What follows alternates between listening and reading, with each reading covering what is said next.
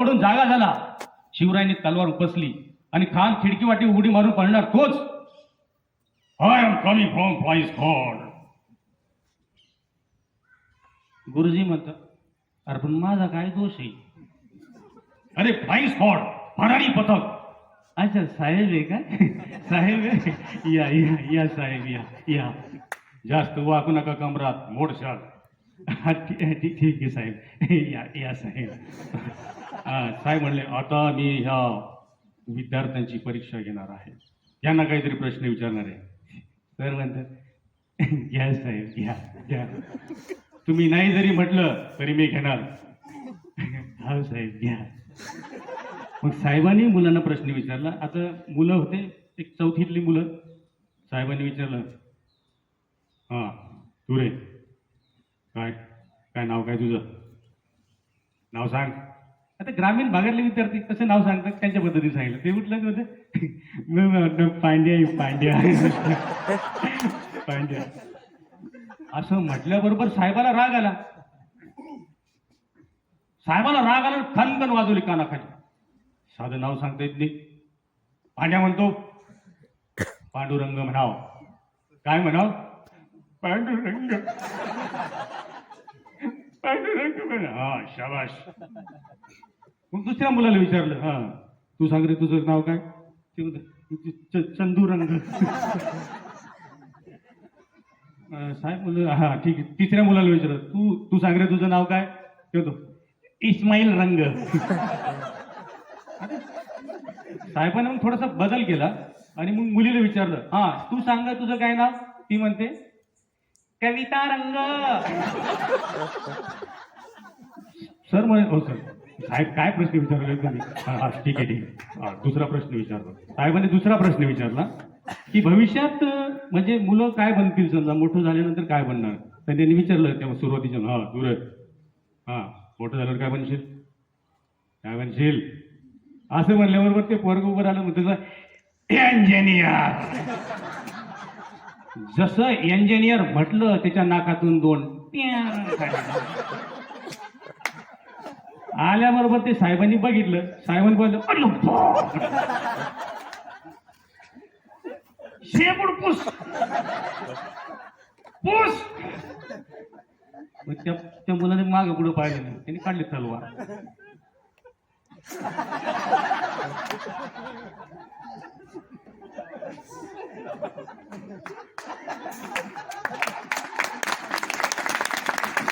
साहेबाचं लक्ष गेलं त्याच्याकडे. साहेबांनी पाहिलं, हे काय ते होतं,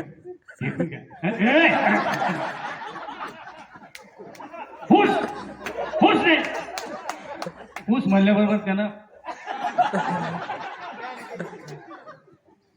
साहेबाला वाटलं आता हे सगळं ओके झालंय. साहेबांनी पुन्हा त्याच मुलाला विचारलं, तोच मुलगा. त्यांना म्हटलं सगळं आता व्यवस्थित आहे, हा सांग काय बनशील? काय बनशील? मग तोच मुलगा कसं करतोय,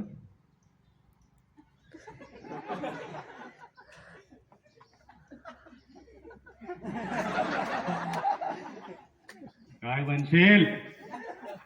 अरे सांग. ते होतो इंजिनियर.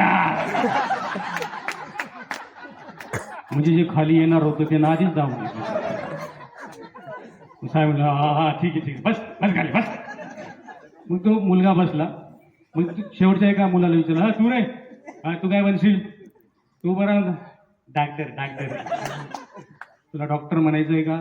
नाही नाही डॉक्टर. मेले ते येणारे तुझ्याकडचे पेशंट आत्ताच मेले, बस काय. मग एका मुलीला विचारलं, हा तू तू सांग कोपऱ्यातली. हा हा हा तूच. काय बनशील? तिचं भविष्यातलं प्लॅनिंग काय असेल काय तिला मी. मग ती सांगते, मी ना मी दोन मुलांची आई. गुरुजी पण परेशान झाले. सर हो साहेब काय प्रश्न विचाराल तुम्ही? हा हा ठीक आहे ठीक आहे, बस बेटा बस बस. साहेब परेशान झाले तिथे. मग शेवटी नाही म्हणून त्यांनी एक शेवटच्या मुलाला विचारला, हा तू रे, हा हा नाही तू रे, तू नाही, हा हा तूच. काय बनशील? तू उभा राहिला एकदम शांतपणे आणि म्हणतो, मी त्या बाळांचा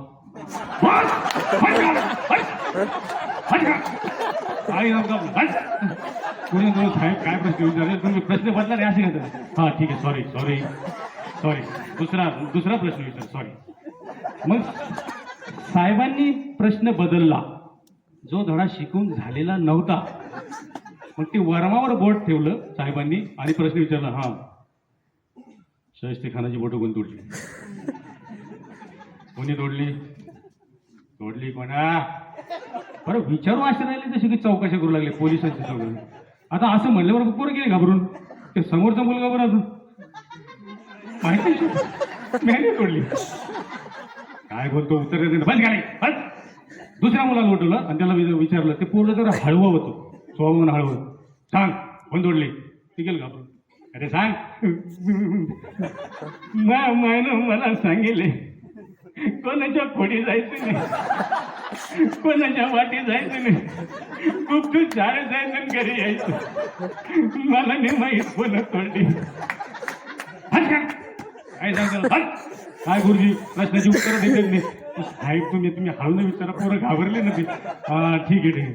पण हे चालू असताना त्या दरवाजातून खिचडीवाली बाई होती शाळेतली. त्यांनी ती पाहिलं आणि त्यांना वाटलं काय साधे प्रश्नाचं उत्तर देते ती. मग ती मध्ये साहेबाला आवाज देते कशी बघा. साहेब, हो साहेब. काय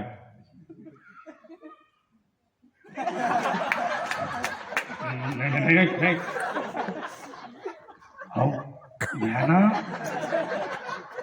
सांगते ना मी. अच्छा तुम्ही उत्तर देता का? बघा एक खिचडीवाली बाई या ताई सांगू लागल्या उत्तर, मला उत्तर देत येत नाही. हा सांगा बाई सांग. ती बाई होती चावड्या. मी ऐकतो ना मी. सांगा ऐका मग. आमच्या गावातली दगडाबाई आहे ना, हा दगडाबाई, तिचं पोरग धोंड्या. हा धोंड्या तेव्हा अशी रिकामी काम तिनं तोडली असतील बोट. काय बोलताय तुम्ही? हा येतो तुम्हाला प्रश्नाचं उत्तर देतील काही ना, तुमचं काम करा. साहेब गेले चिडून, गुरुजीवर चिडले, मुलांवर चिडले. पण ह्या सगळ्या गोष्टीच्या मागे काय कारण होतं? एकच कारण होतं, ते म्हणजे शिक्षकांना वर्षभरातील जे अशैक्षणिक कामं जी आहेत त्यामुळं तो जो शिकवण्याचा वेळ आहे तो बराचसा ह्या अशैक्षणिक कामामध्ये जातो. म्हणून या गोष्टी राहून जातात. 3 तासाचा प्रयोग आहे, त्यातले 5 मिनिटं तुमच्या समोर ठेवले, तुम्ही ऐकून घेतलं. थोडंसं माझा जो प्रयत्न होता तुम्ही हसले, बरं वाटलं. खूप खूप धन्यवाद.